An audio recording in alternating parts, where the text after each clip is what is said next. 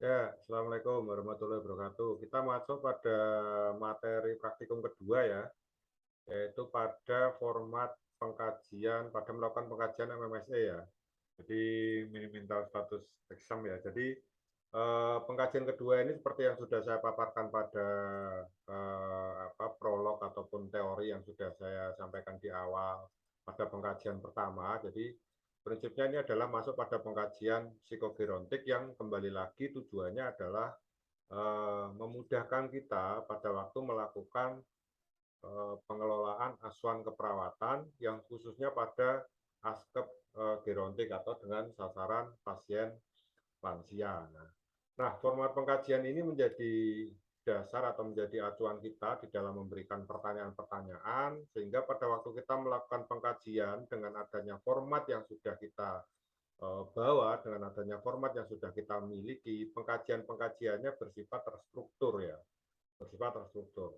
Di awal tadi saya lupa menyampaikan bahwa prinsip di dalam sebuah pengkajian itu tentunya ada proses-proses komunikasi ya, baik itu komunikasi pada fase orientasi ataupun komunikasi pada fase evaluasi. Nah, fase orientasi ya seperti biasa, ada prosedur-prosedur yang harus dilakukan, memperkenalkan diri, ya, menjelaskan tujuan. Tujuan itu ada dua, tujuan datang serta tujuan pengkajian ya. Pengkajian ini tujuannya untuk apa? Itu perlu kita jelaskan kepada lansia ya. Kemudian menjelaskan prosedur ya. Prosedurnya itu nanti akan saya tanya terkait dengan orientasi dan lain sebagainya gitu misalkan. Kemudian setelah itu menanyakan kesiapan ataupun kesanggupan pasien ya atau lansia. Kemudian setelah itu baru kita bisa memulai atau pada fase kerja, kita sudah bisa memulai pengkajian sesuai dengan template pada format pengkajian MMSE ini ya. Jadi template ini kita gunakan sebagai kembali lagi sebagai acuan agar terstruktur ya. Pertanyaan-pertanyaannya mulai dari fase demi fase berada di dalam template ini. Nah, setelah kita melakukan pada fase kerja, template sudah kita laksanakan, pertanyaan-pertanyaan sudah kita berikan kepada pasien, kita lanjut pada fase evaluasi. Fase evaluasi itu apa yang disampaikan? Yang pertama adalah menyampaikan hasil ya, menyampaikan hasil dari analisis kita sebagai perawat, yaitu atau yang sering kita sebut sebagai data objektif ya. Kemudian selanjutnya menyampaikan ataupun menanyakan bagaimana perasaan pasien setelah kita kaji atau setelah kita ajak diskusi terkait dengan pelaksanaan pengkajian MMSE ini. Apakah pasien nyaman, apakah pasien puas, atau mungkin ada hal-hal yang membuat pasien bertanya-tanya, kok saya dikaji seperti ini, bagaimana setelah saya jadi tahu hasilnya, saya jadi lega dan lain sebagainya, itu kita tanyakan. Sehingga pasien memberikan persepsinya, pasien menyampaikan persepsinya itu ke kita sebagai perawat. Nah, itu sudah masuk pada fase-fase yang komplit ya dalam sebuah prosedur atau dalam sebuah implementasi, sehingga apa yang kita laksanakan dalam hal ini adalah pengkajian MMSE pada lansia itu sudah tepat, sudah sesuai dan sudah terstruktur dengan baik, sehingga bina hubungan saling percaya antara pasien dengan perawat itu akan tetap terjalin dengan baik ya. Oke, kemudian setelah itu eh, kita masuk pada format pengkajian MSE ini pada fase orientasi ya.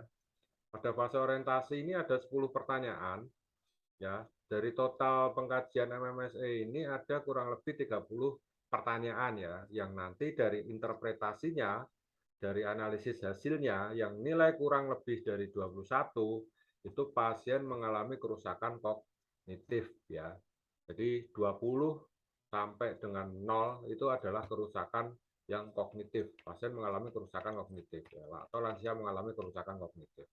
Oke, kita kembali ke awal ya. Nanti silakan juga teman-teman bisa mempraktekkan atau mendemonstrasikan atau mencoba mengulangi sendiri atas apa yang saya share. Boleh ke pasien lansia langsung, syukur-syukur ada di rumahnya ya, atau ke mempraktekkan ke teman, misalkan ke teman sendiri ya boleh-boleh aja. Prinsipnya adalah biar tahu bagaimana cara melakukan pengkajian ini dengan benar ya. Oke, kita masuk fase orientasi. Yang ditanya ini adalah jawaban benar satu poinnya ya, jawaban salah poinnya 0. Yang ditanya pada fase orientasi ini tahun berapa sekarang? Ini hampir sama dengan SPMSU tadi. Kemudian sekarang ini musim apa? Sekarang musim apa? Nah, biasanya kalau musim itu kan dulu itu kan ada kemarau sama penghujan gitu aja ya, dua musim. Sekarang kan pancaroba ini kan tentunya juga pasti nanti lansia ketika tanggap, ketika lansia juga juga apa cermat dengan perubahan-perubahan iklim yang ada, pasti juga akan menjelaskan, wah sekarang kadang musim yang harusnya sudah musim hujan, harusnya masih musim hujan di bulan Januari Februari aja sudah nggak ada hujan gitu. Nah, itu kan penjelasan-penjelasan yang sifatnya kondisional ya, fleksibel ya. Ya, nanti kita tanyakan ke pasien seperti itu. Selama pasien menjawab seperti itu ya berarti jawabannya adalah benar. Ya. Tidak harus musim hujan gitu, tidak harus seperti itu saja.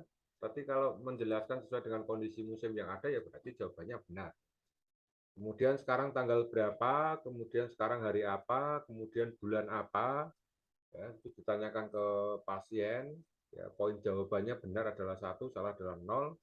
Kemudian di negara mana Anda tinggal, ya, ini mungkin pertanyaannya sedikit konyol ya, tetapi teman-teman perlu ketahui bahwa lansia itu ketika sudah mengalami demensia, ketika sudah mengalami masalah masalah pada ingatan ya, atau pada kendala-kendala pada mental itu tidak seperti kita yang masih loh di negara udah jelas-jelas di negara Indonesia kok ditanyakan gitu. Tidak seperti itu konsepnya ya, tetapi memang memungkinkan itu terjadi bahwa lupa sekarang di negara apa namanya atau mungkin ingat tetapi nggak bisa ngomong gitu. Artinya kan juga sama-sama lupa atau nggak bisa menyampaikan bahwa ini nih di Indonesia nggak bisa menyampaikan itu.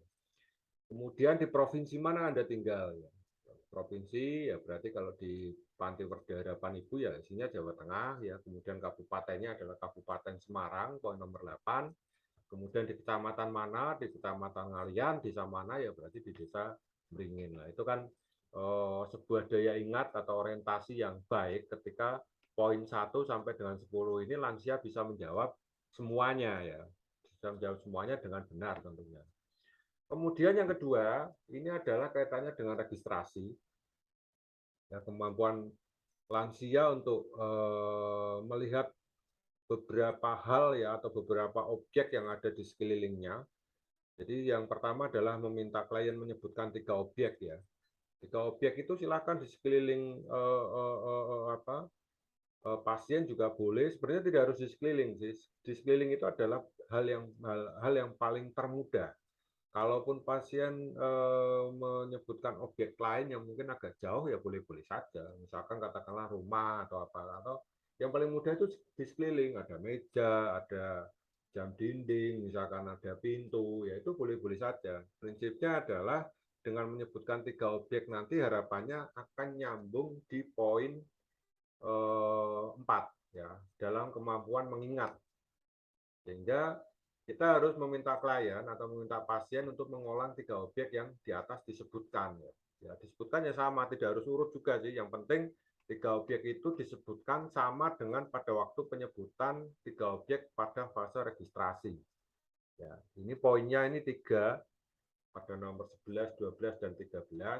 Setiap poin memiliki poin nilai benar ya satu berarti yaitu kalau 11 benar ya satu termasuk nanti di poin mengingat ini juga 3 objek itu juga poinnya 3 di poin di nomor 19, 20, dan 21 ya. Kemudian perhatian dan kalkulasi ini dicontohkan di dalam template itu adalah meminta klien mengeja 5 kata dari belakang. 5 kata dari belakang ini misalnya ini bapak ya. Enggak harus bapak sih sebenarnya. Katakanlah diganti apa ya yang 5 kata ya. Batam misalkan. Misalkan Batam misalkan. Berarti kalau Batam ya dibalik dari belakang ya, berarti jadi matap ya, berarti jadi matap. Kalau Bapak berarti jadi kapap ya. Itu tujuannya adalah mengulang-ulang dan mengeja dari belakang ya.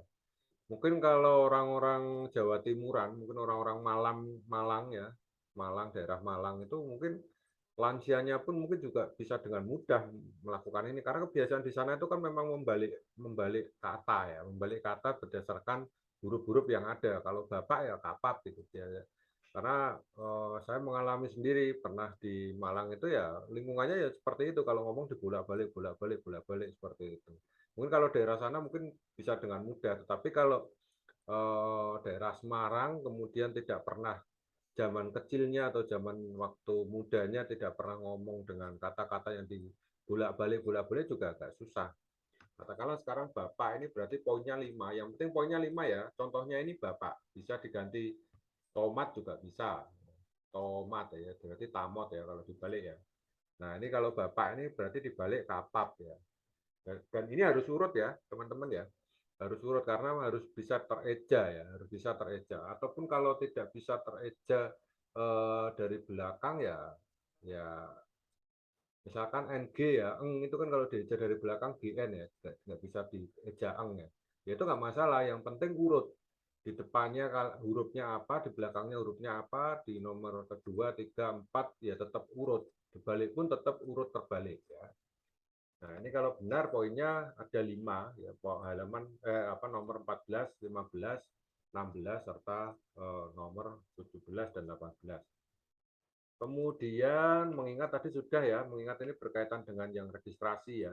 Registrasi menunjukkan 3 objek, yang mengingat juga menunjukkan 3 objek sama. Kemudian bahasa, yang kelima ini adalah bahasa. Poin penamaan ini ada 2 poin yang bisa digunakan jadikan untuk acuan ya. Tunjukkan 2 benda, minta klien menyebutkan. Jadi kita yang menunjukkan ini kali ini. Katakanlah kita menunjukkan jam tangan sama pensil. Kemudian pengulangan minta klien mengulangi 3 kalimat berikut ya. 3 kalimat berikut ini tidak ada jika ya, dan atau tetapi. Ini kalau ini dari template ya. Itu diulangi lagi, disampaikan, dijelaskan, kemudian minta klien untuk mengulangi. Tapi poinnya meskipun menyebutkan 3 ini satu di sini ya. Kemudian perintah 3 langkah.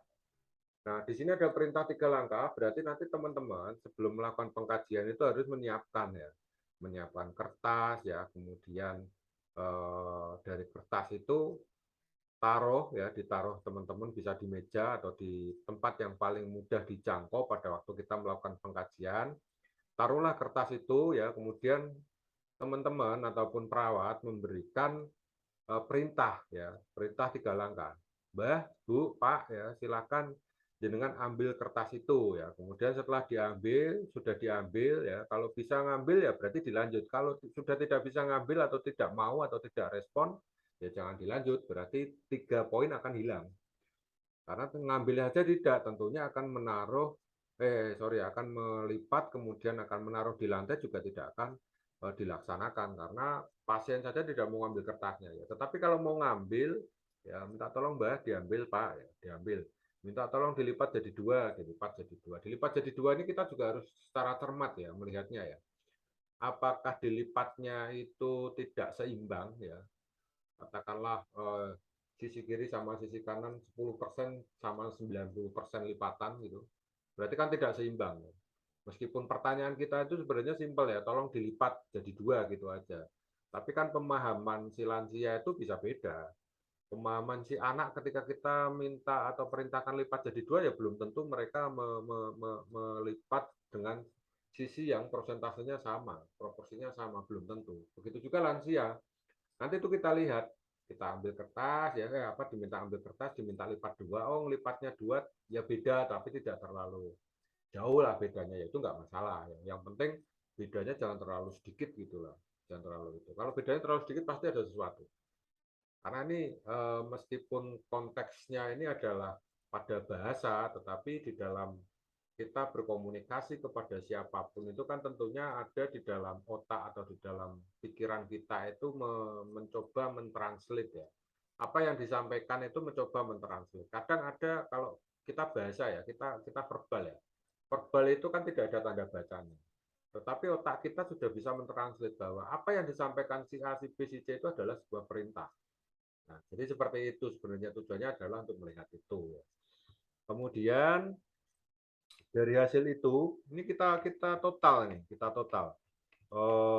Yang benar berapa ya, yang salah berapa, total jumlahnya adalah 30 poin ya. Nah, nanti kita hasilkan di sini. Ini ketemunya harus 30, kemudian nilai yang benar berapa? Kalau nilai yang benar adalah kurang dari 21, berarti pasien tersebut secara interpretasi dari hasil yang sudah kita laksanakan pada melakukan pengkajian MMSE, ya berarti ada masalah kerusakan kognitif. Ini pun juga harus kita sampaikan ke pasien. Ya, kita harus sampaikan ke pasien juga. Biasanya kalau kerusakan kognitif itu rata-rata di bawah.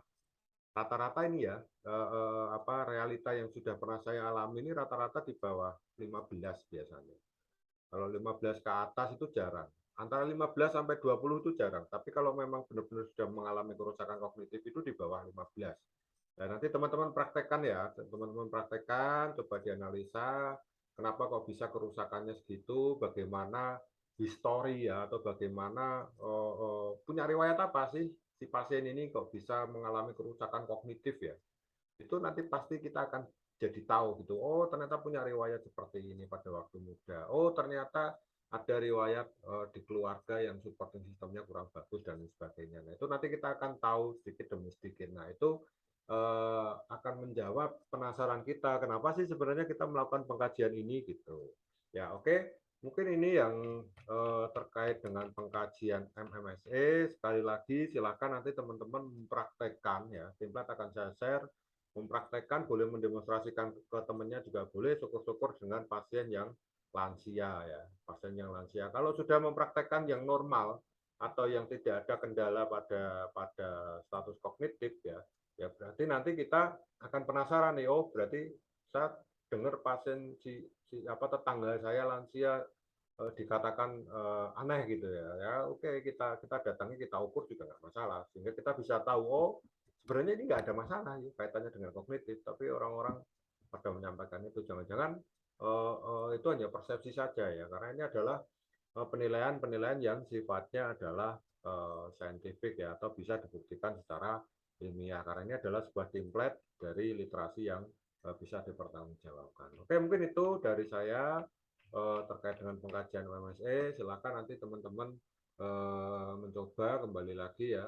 Silakan teman-teman mencoba, karena satu-satunya cara untuk terbaik untuk belajar itu ya mencoba langsung, karena ini adalah praktek, sehingga nanti bisa tahu hasilnya seperti apa. Oke, mungkin itu dari saya, kurang lebihnya saya mohon maaf. Silahkan nanti teman-teman pelajari ya. Terima kasih. Wassalamualaikum warahmatullahi wabarakatuh.